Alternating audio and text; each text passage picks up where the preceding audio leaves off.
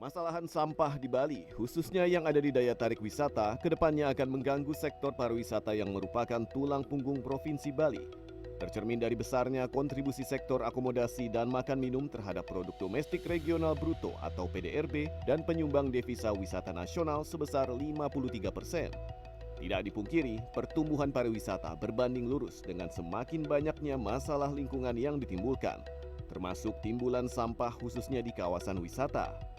Pariwisata menyumbang volume sampah baik dari para wisatawan maupun dari aktivitas operasional pelaku usaha pariwisata seperti hotel, restoran, atau kafe.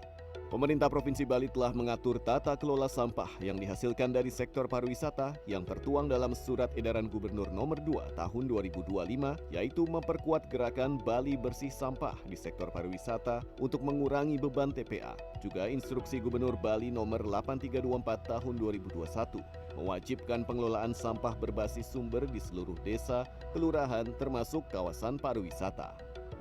Di sektor horeca masih sangat rendah tingkat penaatannya. Oleh karena kita meminta mereka untuk bertanggung jawab tidak hanya sampai pemilahan di hotel, tetapi juga mengawasi bagaimana sampahnya itu kemudian diangkut oleh pihak yang bertanggung jawab dan terkelola dengan baik.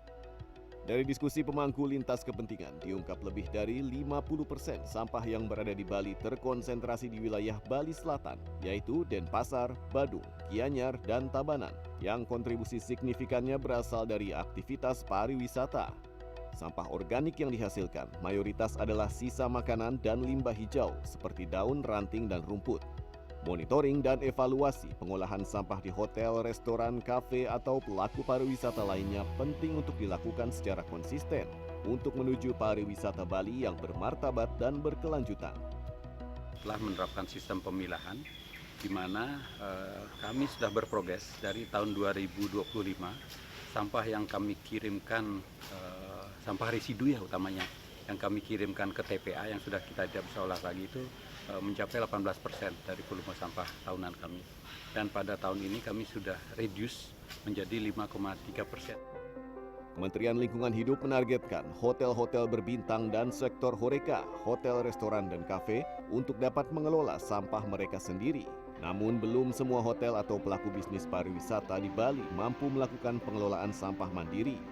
Evaluasi proper hingga akhir tahun 2025, sebanyak 229 hotel berbintang di Bali mendapatkan rapor merah karena tata kelola lingkungan yang buruk. Kita telah menerbitkan sanksi aplikasi paksaan pemerintah kepada 150 horeca untuk menyelesaikan sampahnya sendiri dalam waktu 3 bulan.